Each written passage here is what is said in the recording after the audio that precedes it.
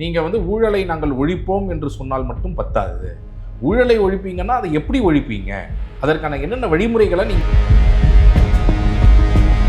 தேர்தல் நேரத்தில் பணம் கொடுப்பது இல்லை அதற்காகத்தான் நாங்கள் அடிக்கிறோம் அப்படின்னு சொன்னாங்கன்னா அது முதல்ல உண்மையும் கிடையாது. அவர்கள் அதை தாண்டி ஒரு உதாரணத்துக்கு ஒரு ஆளுங்கட்சியாக இருக்கிறவங்க 1-2 ஒப்பந்தங்கள் அடிக்கக்கூடிய பணமே 6000 கோடி ரூபாய் இருக்கும். அவங்க 5 வருடங்களில் அடிக்கக்கூடியது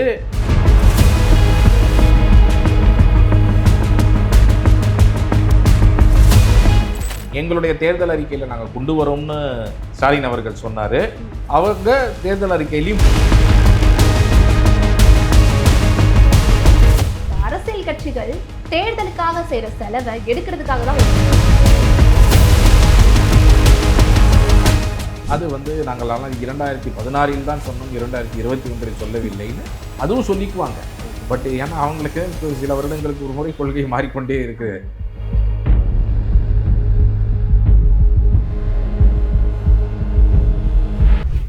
பீம்ஸ் நேயர்களுக்கு வணக்கம். இன்றைய நேர்காணல்ல நம்ம கூட அறப்போர் இயக்கம் ஜெயராம் வெங்கடேசன் அவங்க இணைந்திருக்கிறாங்க. வணக்கம் சார். வணக்கம் சார். அறப்போர் இயக்கம் அப்படின்றது மக்களுக்கான இயக்கம், ஒரு நடுநிலையான இயக்கம், எந்த ஒரு அரசியல் கட்சியையும் ஆதரிக்கிறது கிடையாது, நிறைய போராட்டங்களை முன்னெடுத்திருக்கிறோம். இப்படிதான் அறப்போர் இயக்கம் மக்கள் மத்தியில நிறைய பிரபலமா பேசப்பட்டு வருது. தேர்தல் நெருங்கக்கூடிய இந்த ஒரு சூழல்ல ஊழலை ஒழிக்கிறதுக்காகவும் ஊழலை தடுக்கவும் நீங்க ஒரு தேர்தல் அறிக்கை ஒன்று வெளியிட்டிருக்கீங்க. அதோட மேனிஃபெஸ்டோ நோக்கம் என்ன சார்? தேர்தல் நேரத்தில் அரசியல் கட்சிகள் ஒவ்வொருத்தரும் நாங்கள் இதை செய்வோம் அதை செய்வோம் அப்படிங்கிற வாக்குறுதிகளை கொடுப்பாங்க. ஆனால் மக்களாகிய நாம் என்ன எதிர்பார்க்குறோம்? ரொம்ப முக்கியமாக அறப்போர் இயக்கம் ஊழல் லஞ்சம் எதிர்த்து தொடர்ந்து 10 ஆண்டு காலமாக வேலை செஞ்சிட்ருக்கிறோம்.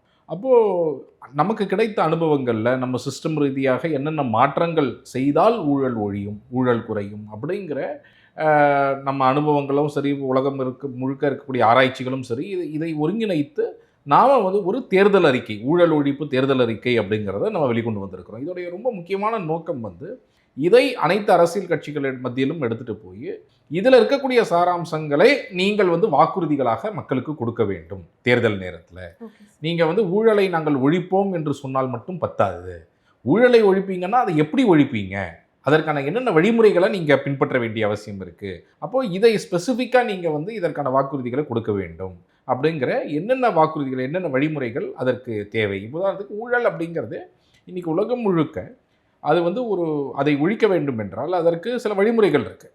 வெளிப்படைத்தன்மை அதிகரிக்கணும், பொறுப்புடைமையை அதிகரிக்கணும், அக்கௌண்டபிலிட்டியை. அதற்கப்புறம் மக்கள் பங்கெடுப்பு, என்ன ஒரு சட்ட திட்டங்கள் போட்டாலும் மக்கள் பங்கெடுப்பு அதில் இருக்கிற மாதிரி அவங்க உறுதி செய்யணும்.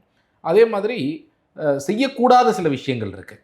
மோனோபொலி, ஒரே நிறுவனங்களுக்கு கான்ட்ராக்ட் கொடுத்து அவர்களை சார்ந்து அரசே இருக்கக்கூடிய ஒரு சூழ்நிலையை உருவாக்குவது கண்டிப்பாக இருக்கக்கூடாது. பாரபட்சமான தன்மை, டிஸ்கிரிஷன்னு சொல்லுவாங்க. ஒரு அரசு அதிகாரி அவர் அனுமதி கொடுத்தா தான், அவர் ஒரு சர்டிஃபிகேட் கொடுத்தா தான் ஒப்பந்தத்தில் பங்கெடுக்க முடியும்னா அவருக்கு தேவையான ஆட்களுக்கு மட்டும் கொடுப்பாரு.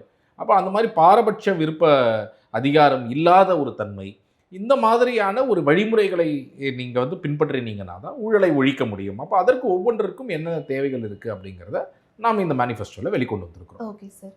அறப்போர் இயக்கத்தை எடுத்துக்கிட்டோம்னா நிறைய ஊழலை எதிர்த்து போராட்டங்கள்லாம் நடத்திருக்கு. இப்போ அடுக்கடுக்கான நிறைய ஊழல்கள் தமிழ்நாட்டில் நடந்துக்கிட்டே இருக்கு. அந்த ஊழல்களுக்கெல்லாம் தமிழ்நாட்டு மக்கள் பழகிட்டாங்கன்னு நினைக்கிறீங்களா? பழகிட்டாங்க அப்படின்னு சொல்ல முடியாது. மக்களுக்கு ஊழல் மீது, லஞ்சம் ஊழல் மீது எப்பொழுதுமே ஒரு கோபம் உண்டு.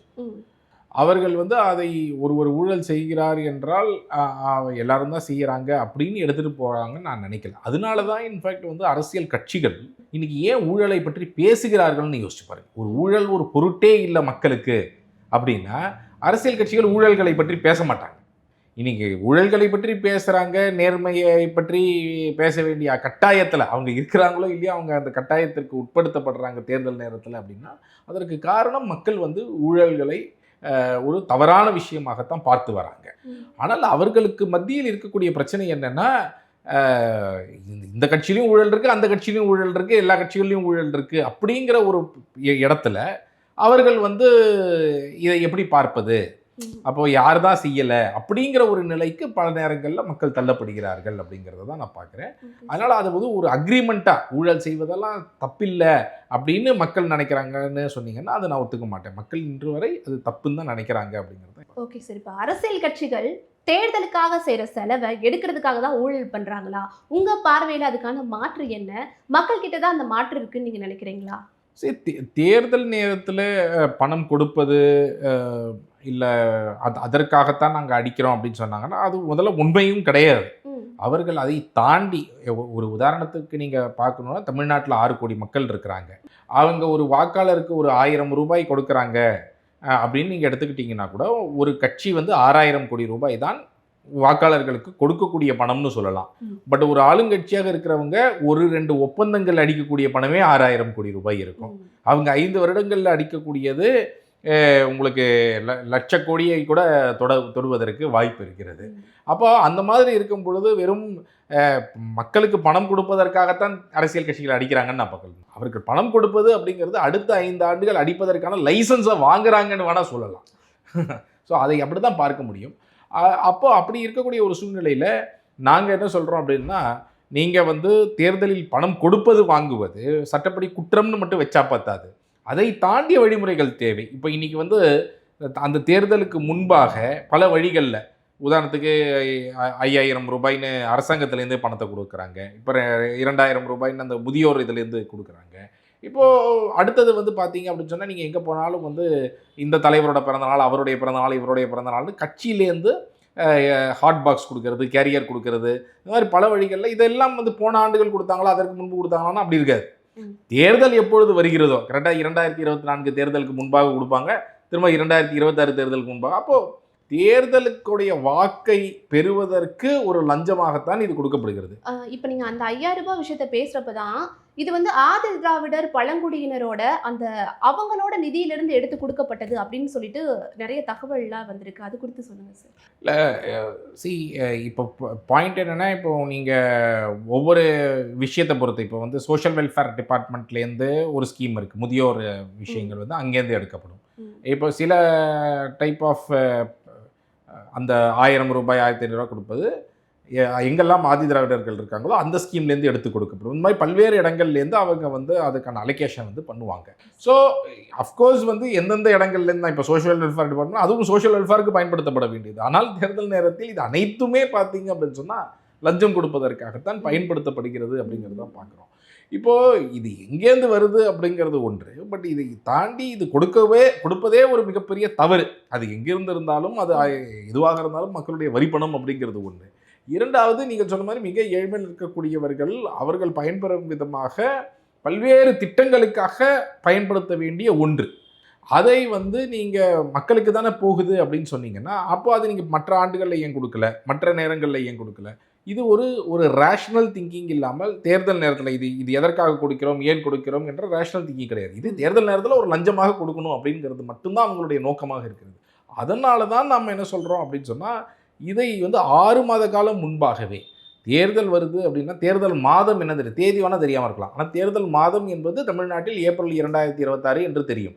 அப்போ அதற்கு 6 மாத காலம் முன்பாகவே இது போன்று அரசு கஜானாவிலிருந்து மக்களுக்கு புதிதாக திட்டம் போட்டு கொடுக்கக்கூடிய பணம், இந்த கோடை சிறப்பு திட்டம்னு கொடுக்கக்கூடிய பணமாக இருக்கட்டும், இல்லை ஒன்றாக சேர்த்து 3 மாதம் 4 மாதம்னு பல்காக கொடுக்கக்கூடிய இந்த மாதிரி வகையில் பணம் கொடுப்பது தடை செய்யப்பட வேண்டும். அதே நேரத்தில் புதிய திட்டம்ன்ற அனௌன்ஸ் பண்ணி பணம் கொடுப்பதும் தடை செய்யப்பட வேண்டும். ஏற்கனவே ஒரு 1000 ரூபாய் கொடுத்துட்டே இருக்கிறாங்க மாதம் மாதம், அது 1000 ரூபாய் தேர்தல் நேரத்துலையும் கொடுக்குறாங்க, அரசு கஜானாலேருந்து மக்களுக்கு வருது அப்படின்னா அது வேறு விஷயம், அது இருக்கலாம். ஆனால் இது போன்று கொடுப்பது 5000 ரூபாய் கொடுப்பது, இப்போ 2000 ரூபாய் சேர்த்து கொடுக்குறோம்னு சொல்வதெல்லாம் ஒரு மிக தெளிவாக இது வந்து லஞ்சம் அப்படிங்கிறத நம்ம பார்க்கணும். இப்போ எனக்கு ஒரு ரொம்ப பெரிய கொஸ்டின் இருக்கு. நம்ம இன்னைக்கு ஒரு தேர்தல் அறிக்கையை வெளியிட்டிருக்கோம். என்னன்னா இந்த மாதிரி ஊழல் வந்து தடுக்கப்படணும், அதை வந்து தேர்தல் வாக்குறுதியா நீங்க மக்கள் கிட்ட சொல்லணும் அப்படின்னு தான் நம்மளோட நோக்கமே. இன்னைக்கு நம்ம தேர்தல் அறிக்கையை வெளியிட்டதற்கான நோக்கம் அதுதான். ஆனா வாக்குறுதிகள் எல்லாமே நிறைவேற்றப்பட்டிருக்கா? போன எலெக்ஷன்ல இப்போ ஆளும் கட்சி திமுக இருக்கட்டும் 534 வாக்குறுதி கொடுத்துருந்தாங்க. அதுவே இன்னும் பாதி நிறைவேற்றாம ஆசிரியர்கள்ல இருந்து தூய்மை பணியாளர்கள்ல இருந்து எல்லாருமே போராட்டம் தான் பண்றாங்க. இப்போ நம்மளோட இந்த கோரிக்கையை எடுத்துப்பாங்களா ஃபர்ஸ்ட்? சரி, இன்னைக்கு வந்து சேவை பெறும் உரிமை சட்டம் அப்படிங்கிறதா இருக்கட்டும், லோகாயுக்தாவை சீரமைப்பதாக இருக்கட்டும், இது போன்ற வாக்குறுதிகள் எல்லாம் 2021 திமுக தன்னுடைய தேர்தல் வாக்குறுதியில் கொடுத்தாங்க. நான் முதலமைச்சர் ஸ்டாலின் அப்பொழுது எதிர்க்கட்சி தலைவராக இருந்த பொழுது அப்பொழுதும் நாங்கள் வந்து கொண்டு போய் இது போன்ற சட்ட திட்டங்களை நீங்கள் கொண்டு வர வேண்டும் என்று கேட்டோம். எங்களுடைய தேர்தல் அறிக்கையில் நாங்கள் கொண்டு வரோம்னு ஸ்டாலின் அவர்கள் சொன்னார். அவங்க தேர்தல் அறிக்கையிலையும் போட்டாங்க. ஆட்சிக்கு வந்த பிறகு முதல் அசெம்பிளி செஷன்லேயே கவர்னர் அப்பொழுது புரோஹித், பன்வாரிலால் புரோஹித் வந்து கவர்னராக இருந்தார். அவர் வந்து வாசிக்கிறார், ஏன்னா அரசு திட்டங்களை வாசிப்பார் முதல்ல கவர்னர்ஸ் அட்ரஸில். அதில் அவர் வாசித்ததில் சேவை பெறும் உரிமை சட்டத்தை வாசித்தார். நாங்கள் கொண்டு வரும், இந்த அரசு கொண்டு வரும் அப்படின்னு சொல்லிட்டு. ஆனால் அதிலிருந்து 5 ஆண்டு காலமாக நான் பலமுறை நாங்கள் மாடல் டிராஃப்ட் எல்லாம் போட்டு கொடுத்துருக்குறோம். மாடல் பில்லு எழுதி எப்படி சட்டம் இருக்கணும்னு முழு சட்டத்தையும் எழுதியிருக்கிறோம். எழுதி முதலமைச்சர் ஸ்டாலினை மீண்டும் சந்தித்து கொடுத்தோம். அப்படி இருந்தும் கூட இன்று வரை, ஏனென்றால் சீனியர் அமைச்சர்கள் பலர் இதை எதிர்க்கின்றனர். இதை கொண்டு வந்தால் லஞ்சம் வாங்குவது, அதிகாரிகள் லஞ்சம் வாங்கி அதிலிருந்து அவர்களுக்கு வரக்கூடிய பங்கு என்பது தடுக்கப்படும் என்பதால் இது வந்து கேபினெட் அளவில் கொண்டு வர வேண்டாம்னு முடிவெடுத்திருப்பதாக நாங்கள் அறிகிறோம். ஸோ அந்த அளவிற்கு அவர்களுக்கு லஞ்சமும் ஊழலும் தான் முக்கியமாக இருக்கிறது தவிர கொடுத்த வாக்குறுதிகளையே நிறைவேற்றணும். லோகாயுக்தா அப்படின்னு நீங்கள் எடுத்தீங்கன்னா, லோகாயுக்தா சீரமைக்கப்படும் என்பது திமுகவுடைய ஒரு ஒன் ஆஃப் த வாக்குறுதி. லோகாயுக்தா என்பது பல்லில்லாத ஒரு அமைப்பாக இன்னைக்கு ஒரு எஃப்ஐஆர் கூட பதிவு பண்ண முடியாது. ஒரு தன்னிச்சையான ஒரு விசாரணை அமைப்பு இருந்தால் தான் அவங்களால வந்து நடவடிக்கை எடுக்க முடியும் ஒரு ஊழல் புகார் வந்தால். அப்படி இல்லைன்னா இன்னைக்கு லஞ்ச ஒழிப்புத்துறை இருக்கிற மாதிரி எதுவாக இருந்தாலும் அரசு சொல்றதை கேட்டுட்டு எதுவுமே வேலை செய்யாமல் தான் இருப்பாங்க. அப்போது நாங்கள் என்ன சொல்லணும், இந்த என்டையர் லஞ்ச ஒழிப்புத்துறையே நீங்கள் லோகாயுக்தா கீழே கொண்டு வாங்க. லோகாயுக்தா என்ற விசாரணை அமைப்புடைய தலைவராக இருக்கக்கூடியவரை ஒரு பரவலான குழு, முதலமைச்சர், எதிர்க்கட்சி தலைவர், ஒரு சீஃப் ஜஸ்டிஸ் ஆஃப் ஹைகோர்ட், இந்த மாதிரி ஒரு பரவலான குழு நியமிக்கணும். அப்போ தான் ஒரு நேர்மையானவர் அங்கு வருவதற்கான வாய்ப்பு இருக்கும். அப்போ இதுதான் மக்கள் மத்தியில் இன்ஸ்டிடியூஷன்ஸ் மேலே ஒரு நம்பிக்கையை உருவாக்கும். ஒரு ஜனநாயகத்தில் நமக்கு இன்ஸ்டிடியூஷனை நம்பினாதான் மக்களுக்கு வந்து ஓகே, இதில் வந்து ஏதாவது நடவடிக்கை எடுக்கப்படும், லஞ்சம் ஊழல் ஒழிவதற்கு அரசு ஏதாவது செய்யும்னு நினைப்பாங்க. அப்போ அந்த மாதிரி நம்பிக்கையை உருவாக்குவது ரொம்ப ரொம்ப முக்கியமானது. ஸோ இதெல்லாம் நாங்கள் வந்து இந்த தேர்தல் அறிக்கையில் கொடுத்துருக்குறோம். அதே மாதிரி எண்ட் டு எண்ட் டெண்டர், இதுவும் கடந்த திமுகவில் அவர்கள் நாங்கள் வந்து ப்ராமிஸ் பண்ணாங்க, நாங்கள் கொண்டு வரோம் அப்படின்னு சொல்லிட்டு. அவர்களிடம் நாங்கள் பலமுறை போய் எந்த மாதிரி கொண்டு வரணும், எண்ட் டு எண்ட் டெண்டர், அதாவது எல்லாமே இணையதளத்திலேயே கான்ட்ராக்ட். நான் இன்னைக்கு 4 லட்சம் கோடி ரூபாய் செலவு பண்ணுறாங்கன்னா அதில் பாதி சம்பளம், பாதிக்கு மேலே. மீதி இருக்கக்கூடிய பணம் எல்லாத்தையுமே பார்த்தீங்கன்னா கான்ட்ராக்டில் தனியாரிடம் கொடுத்து தான் செலவிடப்படுகிறது. அப்போ அந்த கான்ட்ராக்டுகளில் தான் மிகப்பெரிய கொள்ளை நடக்குது. அப்போ அந்த கான்ட்ராக்டுகளுக்கு டெண்டர் விடும்பொழுது அதில் முழுக்க இணையதளத்தில் வருவது போல் செய்யப்பட வேண்டும் அப்படிங்கிறத நம்ம கேட்குறோம். அதிலுமே பார்த்தீங்கன்னா 25 லட்சத்திற்கு மேலே இருக்கக்கூடிய டெண்டர்கள் மட்டும் ஆன்லைனில் இருக்கும்னு சொல்லி கொண்டு வந்திருக்கிறாங்க. அப்போ 25 லட்சத்திற்கு கீழே இருக்கக்கூடிய டெண்டர்கள் எல்லாமே அவங்க இன்னும் பாக்ஸ் டெண்டராக போட்டு யார் வந்து போட்டி போட்டாங்க அப்படிங்கிறது யாருக்குமே தெரியாத ஒரு மறைச்சு இந்த மாதிரி ஒப்பந்தங்களை பண்ணுறாங்க. அப்போ அதில் மிகப்பெரிய அளவில் கொள்ளையடிப்பதற்கான ஒரு வழியை ஏற்படுத்துது. ஸோ இதை தான் நாங்கள் சொல்கிறோம், 1 லட்சத்திற்கு மேலே இருக்கக்கூடிய அனைத்து ஒப்பந்தங்களுமே எண்ட் டு எண்ட் இணையதளம் வழியாக ஆன்லைன் டெண்டர் முறைகளில் தான் செய்யப்பட வேண்டும் அப்படிங்கிறத கேட்குறோம்.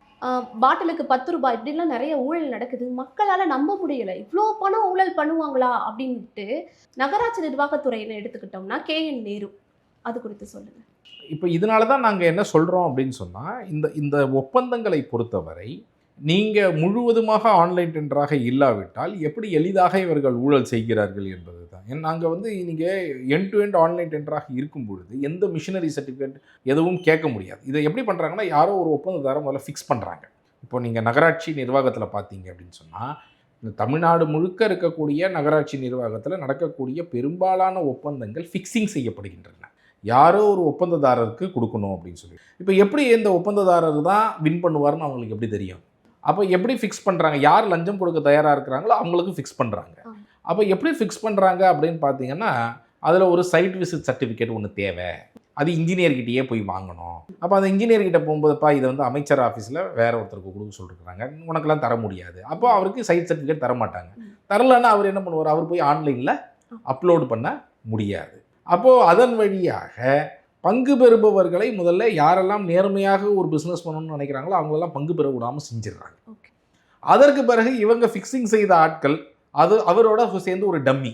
ஸோ ஒரு கம்பெனி இன்னொரு டம்மி கம்பெனி மாதிரி போட்டி போடுற மாதிரி ஒரு கணக்கு மட்டும் காண்பிக்கிறேன்.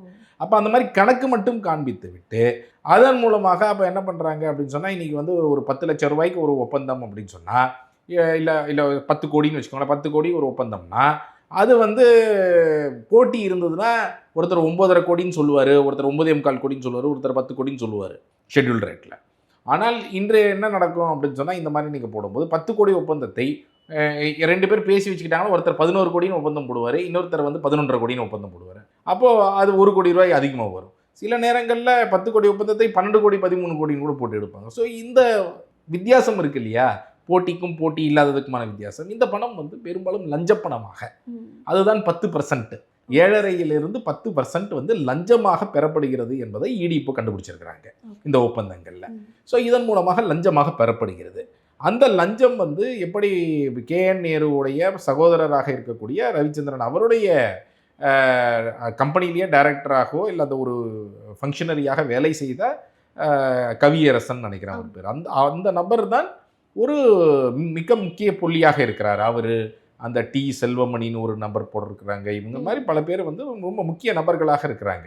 இவர்கள் தான் இந்த போய் ஃபிக்ஸிங் பல IAS IPS அதிகாரிகளே அவங்கக்கிட்ட எனக்கு தெரிஞ்ச கம்பெனி இருக்குப்பா, இவருக்கு டெண்டர் வாங்கி கொடுன்னு சொல்லி அவங்களுக்கு மெசேஜ் அனுப்புகிறாங்க அந்த கவியரசனுக்கு.